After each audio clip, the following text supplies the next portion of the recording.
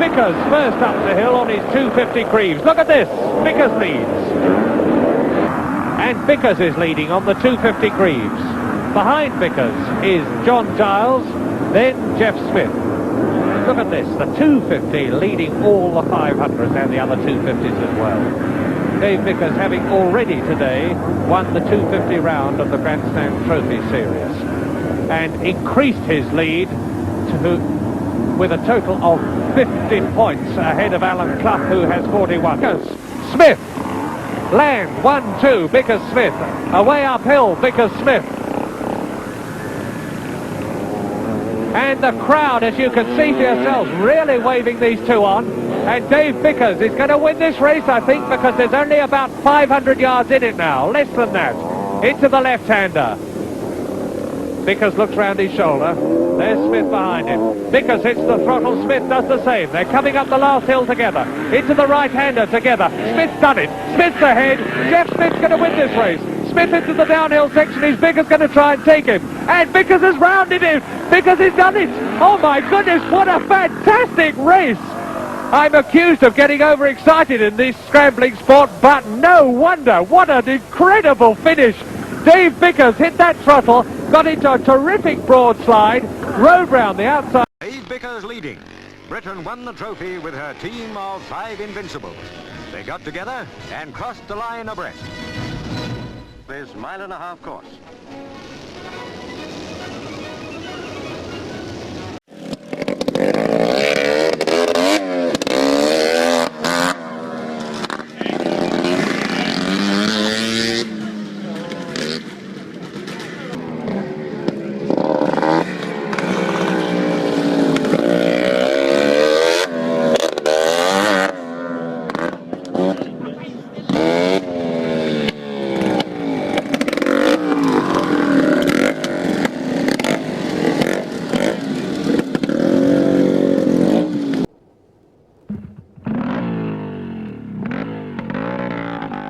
He's 24-year-old Dave Bickers, Britain's motocross star from Ipswich, who combines motocross with big business.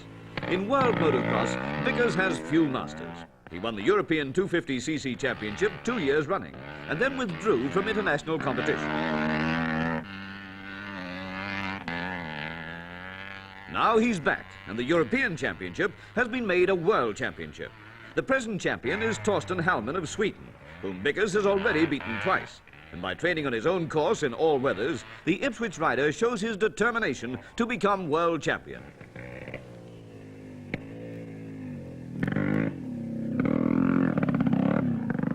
Dave Bickers is a star with a star's ambition, and he breaks off his practice ride to discuss his plans with Harry Carpenter. Is this what you'd call good motocross weather?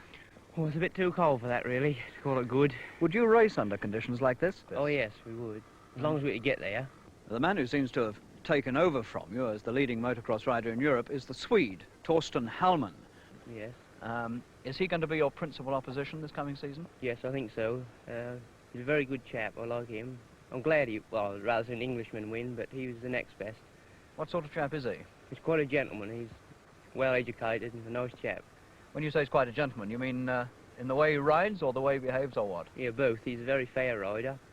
Because they're not all fair. There's some of them are a bit tough. Well, usually the ones who are not so good are the ones you have to watch out for.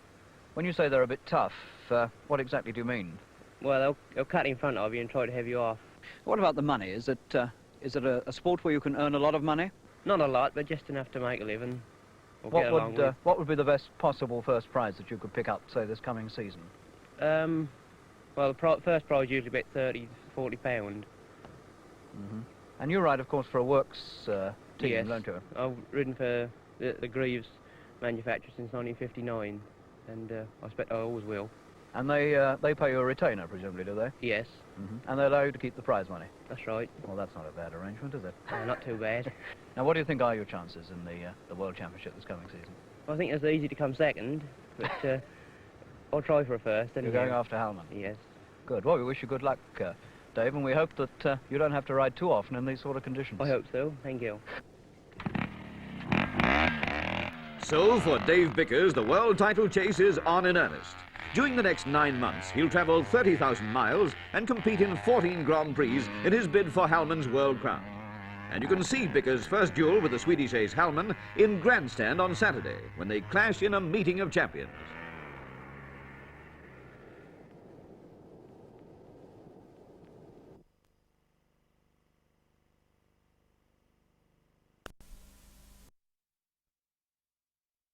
If you want a car to roll or leap in the air, then call Bickers Action. Well, I used to be a motorbike racer and had a bit of luck at that.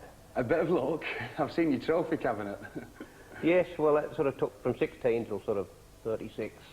I suppose the best thing really is the 2 European Championships and 6 or 7 British Championships and a few BBC trophies and things. The Winter Grandstand Trophy Series keeps Britain's top scramblers in trim for the summer World Championship races. And does it keep them in trim? Hawkstone Hill here caused chaos, defeating nearly all of them, but not the bold and fearless ex-European champion Dave Bickers in brilliant winning form. Imagine not knowing how many British championships you'd won. Any road up at the end of his career, Dave utilised his riding skills and moved into television and film. I didn't do much stunt riding, I'd done a little bit. I'd done Escape to Athenia and jumped a motorbike and sidecar over a donkey and cart and then over a big river. But I could see there was an opening for just an ordinary sort of mechanic type schemer, you know, and I sort of mended a few things there. I didn't go there to mend things, but they just snowballed to where we are today. On the back wheel of the John Griffiths Dot 250 is number 2, Dave Bickers, former European motocross champion. Dave Bickers is so far ahead now, he looks a certain winner. Yes, Dave's the winner, half a lap in front of John Griffiths. Here he is with the Daily Herald Trophy. At 28, Dave Bickers riding a Greaves. He's in title-winning form.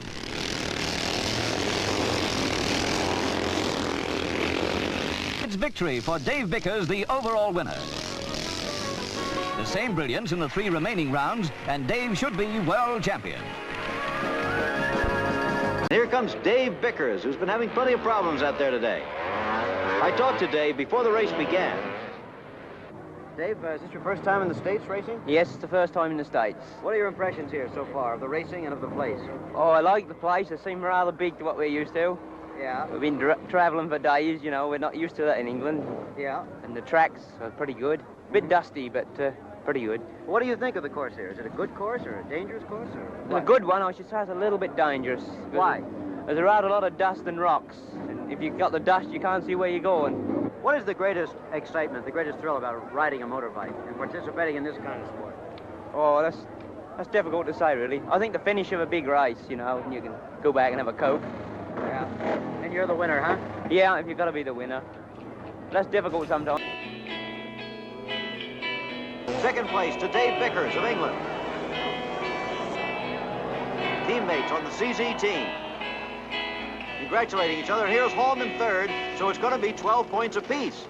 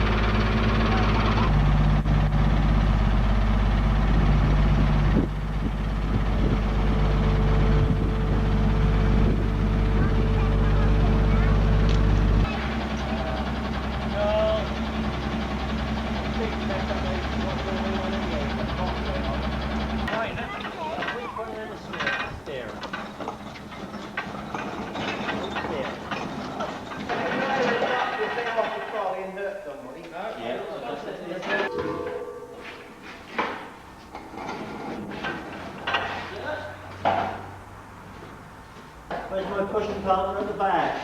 Oh, come on, come at the back. Hello, what? Oh, shit, there, come here. Whoop, right there, boy. Bickers Action Enterprises. And the man behind all that is this chap here, Dave Bickers, right here in the heart of Suffolk. Not really the place you'd expect to find this sort of thing, I don't think. Dave, now then, what is all this machine in here for? What's it going to do to this car? What have you been asked to do then? Well, this can turn, you can get a car to turn over in a certain place every time, not anywhere. I mean, when you press the button, it happens. So it's an air cannon, but actually it works on nitrogen because air could explode if you get oil with it. So you'd use this in a circumstance where a script in a film says we need a car to roll, and you can make that car roll exactly the same way every time? Yes, if the stuntman pressed the button at the right time. So show me, what is this? Right, over there we have a cylinder of gas, nitrogen gas, which when we connect it in here, energizes this cylinder. In other words, fill that cylinder full of gas, which is trying to get out. There's no explosions, it's just pressurized gas. And in here, there's a big valve, so when the stuntman pressed the button, this valve is turned on, the gas rushes around here, gets on top of this piston, which the can't get past it, so it pushes the piston out the bottom, and it can't go out the bottom because the road is there, so it flips the car up in the air. What's keeping the piston in? Well, we have a bolt at the moment, a 6mm bolt in the bottom, which gives it a little bit of pressure before it snaps. So it builds up, builds up pressure, snaps, and away you go. Throws the car over. That's amazing, the things you find in Dave Bickers' back garden. Look at this lot over here. That blue car yonder, the other side of the fence, and this yellow car here, just this side of the fence, obviously lined up for some stunt or other.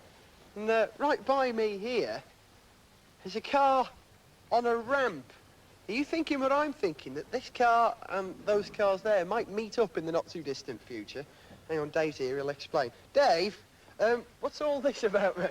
Well, we're just doing a test. We haven't used this one before, not with a car on it, so the idea is we hope to get this car over hit the blue one.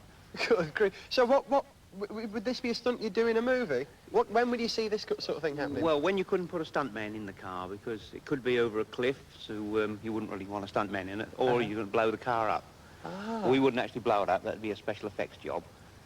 So it's the same sort of system as the Volkswagen going in here. Yeah. But it's a much longer ram, and there's this pipe here, that's like the pipe in the Volkswagen. That's correct, yes. But it's a lot longer push, so it should go a lot further. How far do you think, in fact, it will go?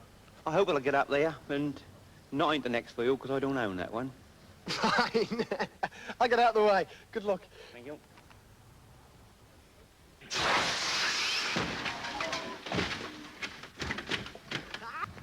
Probably my favourite car stunt in a commercial, where a car is chased all over Europe and eventually is caught in the Blackwall Tunnel in London and actually drives around the inside of that tunnel. Now, you did that, didn't you? How was that one done? Well, there's a few tricks, but not camera tricks. The car actually went round the tunnel, and I'm not going to tell you how we done it. Yeah, we used the famous gizmo. The famous gizmo. That one's a secret, is it? Dave Bickers, 1966 British champion. It's going to be a rough ride, so scrambling gear is tough. As the rest of the field fight it out for a good place, all attention is now focused on whether champion Dave Bickers can hold the lead. No, he's overtaken on the 10th lap. And at the winning post this time, it's a local rider, Alan Clough, with Bickers second. But in the ingredients of a good scramble, there's no bickering.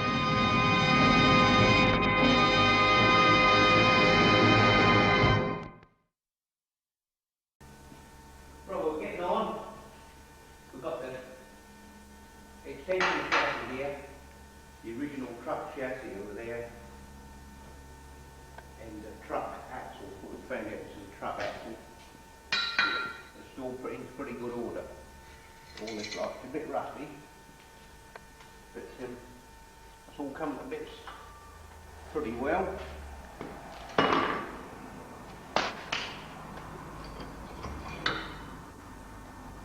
They're all heavy duty bits.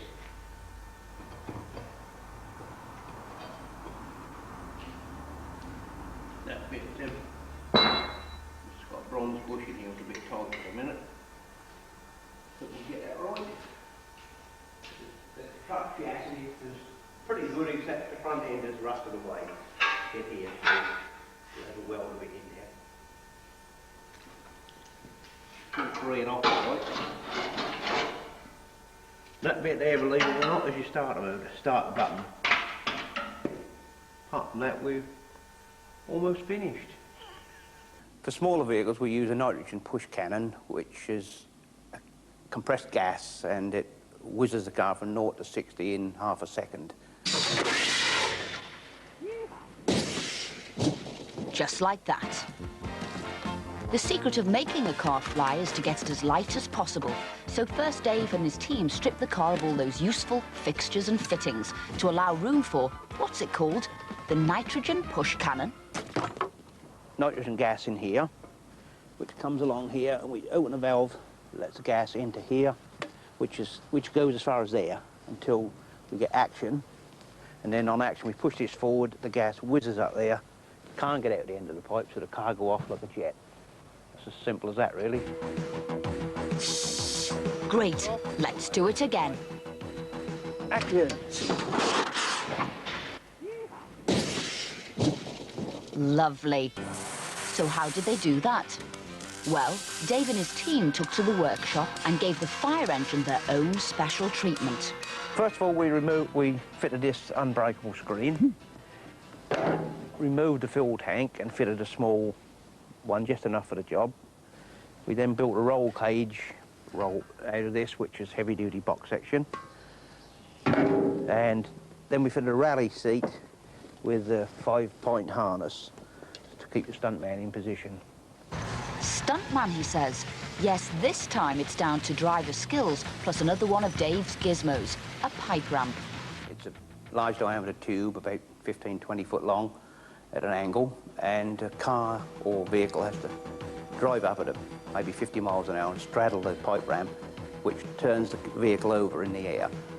The pipe ramp can be used either with a driver or with a cannon, but one thing's for sure, there's no second chance.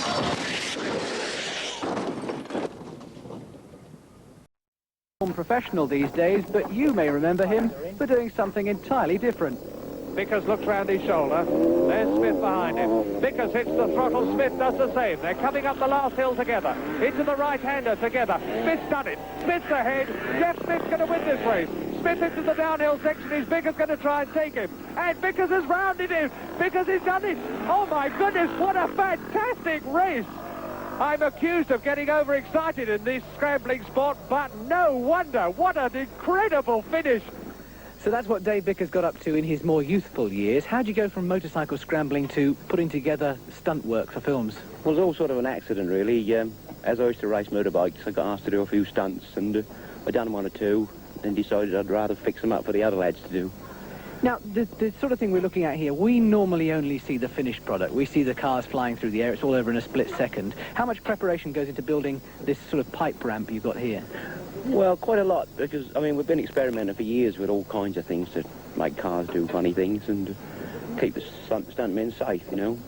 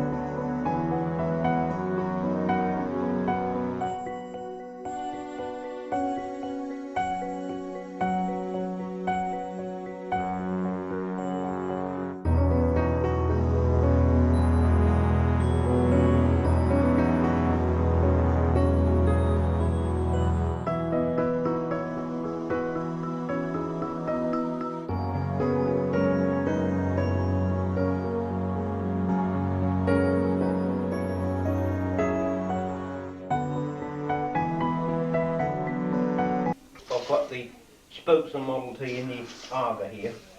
Well, I hope, unless they're burned up. The idea of putting them in here is that they will shrink. Yes, they're still here.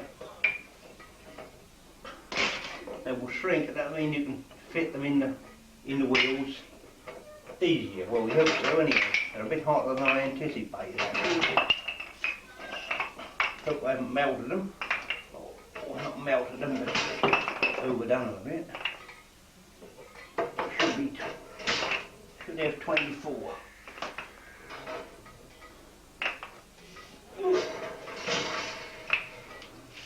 That's it. I've numbered each one so we know where to put them back, because I suppose they go anywhere now on Henry Ford, but I'm trying to put them back in the same holes as they come out. I've got a rim there. I'll see if they fit in a minute.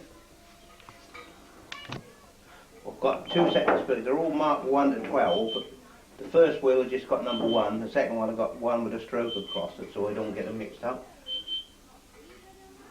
Second inch files. It's a bit hard actually. Heat it up the spoke.